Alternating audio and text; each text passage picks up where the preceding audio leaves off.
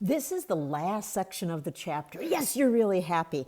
It's on Lewis acids and bases. And to be brutally honest, this is how you're going to characterize things when you take organic chemistry. Everything we've done in this chapter prepares you to take your upper level courses.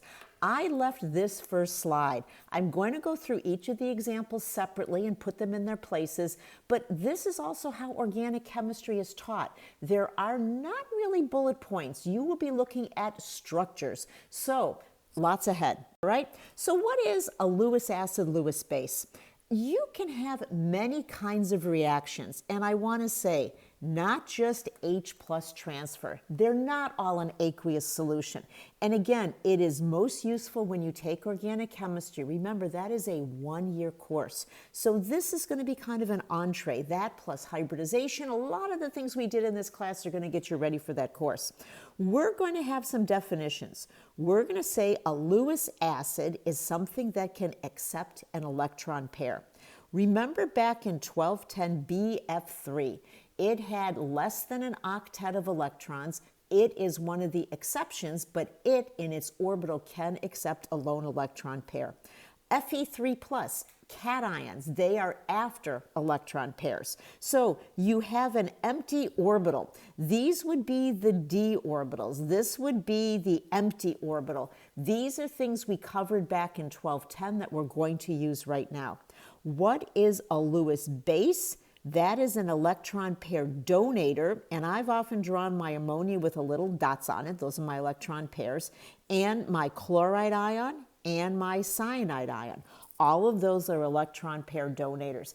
I'm thinking really hard about all the questions students have asked me about this. All you need to do is identify and label. You do not have to come up with any, you just have to label them. So in this case, I can easily see NH3 ammonia is a Lewis base. That makes H plus a Lewis acid, and this is a Lewis acid base reaction.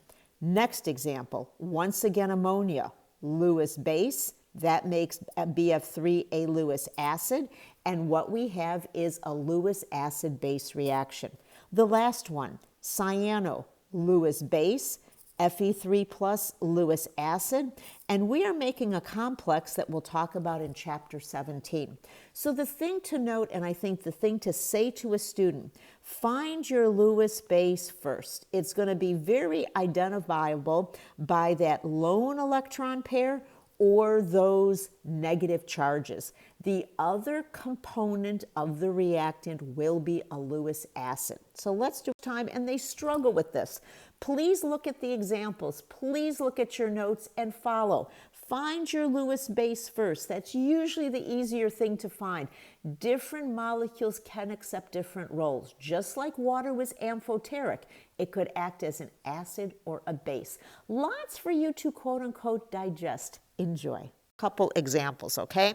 I drew that on the last page, but here I have the structures. This is what you're going to do in organic chemistry. When you have a lone electron pair, it will attack another atom. That atom will be called a Lewis acid, and you will form a bond. So that is the definition of a Lewis acid base reaction. It takes so much. You will also be expected in our class to say, what is the effect of the cation charge? Again, there are pictures. Obviously, this is water. We have our oxygen red and our hydrogens are white. We have our polarization. Here they sit, and that's why we have to teach you all these things ahead of time. Here you have a +1 cation.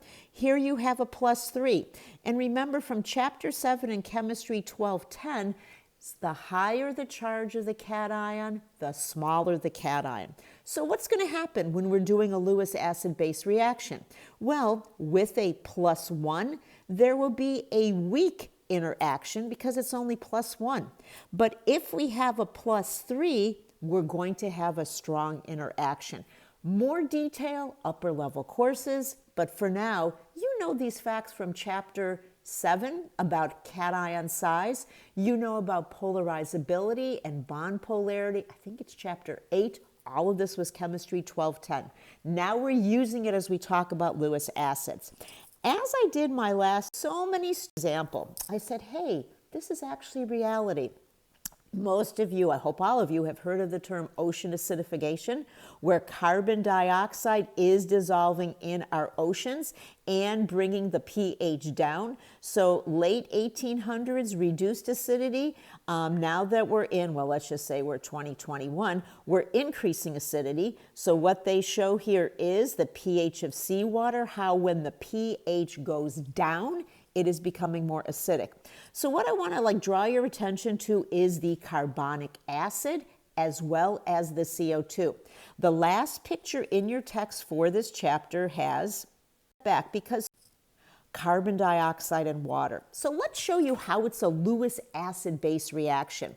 It's titled Something that has a multiple bond can behave as a Lewis acid. CO2. You know it as this from Chemistry 1210. You know this is water. And when we say multiple bonds, we mean something like this.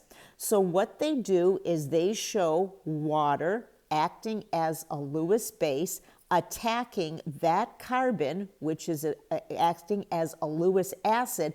And notice how we're drawing these arrows. This is what you do when you learn organic chemistry. So when that happens, we have a new bond there, but that is not all that happens. A lone pair on the oxygen can pluck off a proton and give that lone pair back to the oxygen. What we've made here is carbonic acid. That's what's happening in our oceans, and what happens is this is given off as an H+, which causes the pH of the oceans to drop. I think that's a better way to talk about this than just say, hey, look at this reaction. When you take organic chemistry, there are things that are called carbonyls. This functionality is a carbonyl functionality. The professors that teach organic, they're going to make you memorize 100 functional groups. So if you think, chemistry had a lot for you to do, Gen Chem, organic has just as much. But you need this understanding to understand what happens in our bodies. You really, really do. So this is the last section of the chapter. It was such a long chapter. I put that integrative exercise in the one before this. I hope to have time to work it in class. This section, very factual. And I'm just going to